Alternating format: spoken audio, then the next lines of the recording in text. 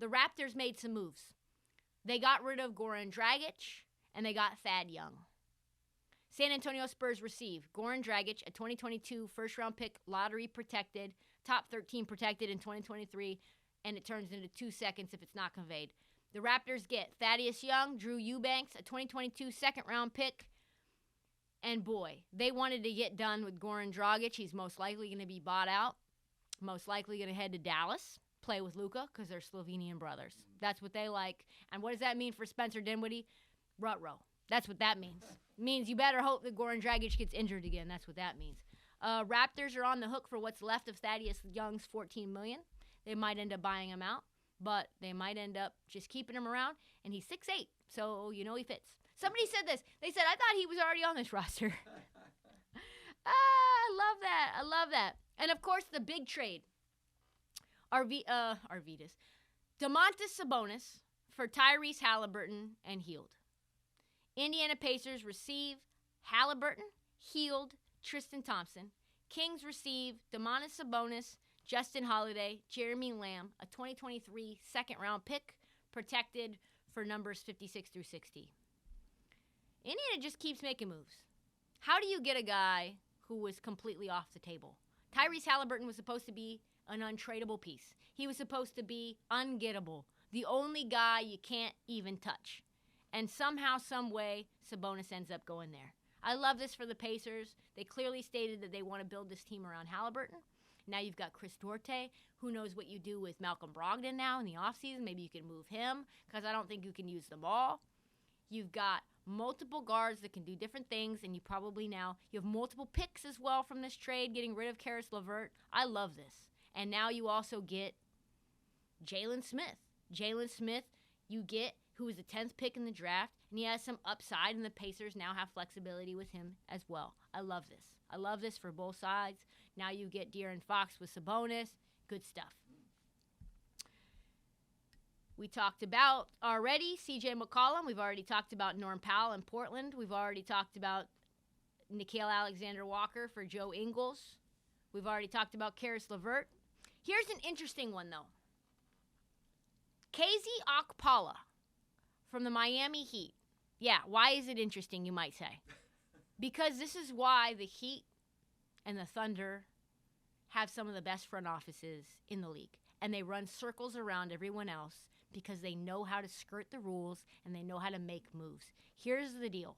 KZ Okpala was a guy that the Miami Heat were high on. They spent multiple second-round picks to get him a couple of years ago. Didn't end up turning out, obviously. He did not pan out at all the way that they hoped. He's barely played.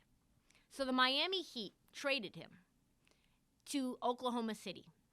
Oklahoma City received KZ Okpala, and Miami Heat received a 2026 second-round pick, right? But then they put this interesting little nugget of information into their memo that they already owe 2023 through 2026.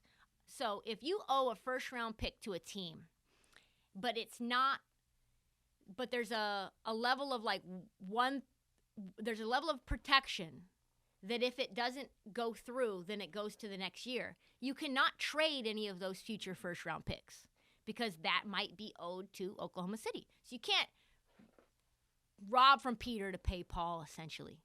So what they did was change the protections on those picks that give the Miami Heat back this year's pick and next year's pick.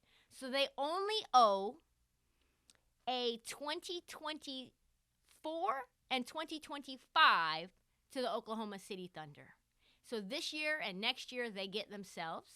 It's their own. They own their own first-round picks. So if they want, they can trade their own first round this year and their own first round next year with some maneuvering. They have to do even more finagling in order to do that, to then go and trade for another big free agent or another star that wants to come there, or move up in the draft and get probably Paolo Banchero or something like that. It's insane. So the Heat needed to convert Caleb Martin from a two-way contract to a full contract or lose him, so Okpala was going to go anywhere. He was going to go. Okpala's draft rights cost the Heat 3 second-round picks in 2019 And that was kind of garbage. So the real reason, like I said, for this trade being pointed out by CBS is that it frees up Miami from the restrictive rules about trading first-round picks due to something called the Stepien rule. Super complicated because the Heat already owed Oklahoma City a protected first-rounder. It freezes the Heat from trading any of their future first-rounders until 2028 because it's not really known when that pick was going to convey. So amendment of this trade allows Miami and says that the pick Miami owes will not convey until at least 2025. And now they can trade their 2022 or 2023 picks. A lot of work and a lot of little maneuvering that shows you that Sam Presti and Pat Riley are way ahead. Like things that front offices would never even know to do until guys like them do it for them. The interesting thing, finally, there's so much to get to. We're not going to get to it all. But I do want to say that what's fascinating to me about this trade deadline is the trades that didn't go through. The trades that didn't go through mean probably more than the trades that did.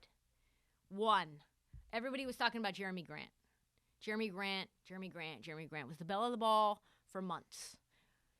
Turns out Detroit likes Jeremy Grant enough that the only way that they were going to get rid of him was with 2 first-round picks. And on top of that, Jeremy Grant has 1 more year left on his contract, and he wants like a $115 million deal for 4 years. That's a lot of fucking money. And for people who think Jeremy Grant might be available in 2 years, what do I want to give him 2 first-round picks for him? I'll just go and get him myself because you're not going to probably pay him that.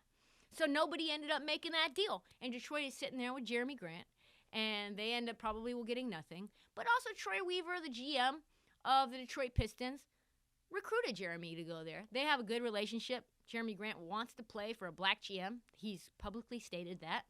And Detroit is on the rise. So what happens to Jeremy Grant? Does Portland go out and try to get him in free agency? Does Portland give 1 first-round pick for Jeremy Grant to get his rights? Is that how they end up doing it? Is that what's in store for them? All very, very interesting moves. I thought that was fascinating. John Collins was supposed to come to Washington. Meanwhile, Bradley Beal was having wrist surgery all day during the trade deadline. Woke up and found out, like the Fresh Prince of Bel-Air, that everybody was gone. Spence was gone. Montrez was gone. Everybody's gone. Where'd they go? Into the ether. Boom. And now Bradley Beal is stuck with players that he probably isn't going to play with well. He's off for the rest of the year. He's a free agent. Who knows? So that's fascinating. John Collins was supposed to be there. They couldn't find a third team to make that trade happen. And now Washington is in purgatory. The Lakers. The Lakers. I said this today to someone who asked me about the NBA. I believe it was the Rochester Radio Network. And they said, how do you feel about the Lakers losing to your Blazers? And I said, well, I would love the joy and satisfaction and happiness that I get from watching my favorite team succeeding. But we're pushing P, of course, but a close second is watching the Lakers fail. Like, I get it like 90% of the joy that I get from watching the Blazers succeed as I do from watching the Lakers fail. So this is kind of all I have. You know, my team's never going to succeed anytime, probably in my prime of my life. I'll probably be in a wheelchair by the time we're contending. But I know the Lakers are going to be in trouble for a long time. I can soak this up and enjoy this. And the fact that they didn't make one move, and the fact that they could have made a move and they idiotically did not make a move, here's what the trade was, folks. Houston offered John Wall to the LA Lakers. All you had to do was trade Russell Westbrook and trade your 2027 first-round pick. And the Lakers said no. Apparently, John Wall looks really good right now. He can shoot. He can play make. He can defend a little bit. He's fast. And he can speed up and slow down, unlike Russell Westbrook, who can only speed up. And I tell you what, he's really good around the rim. He probably is a much better fit than Russ right now.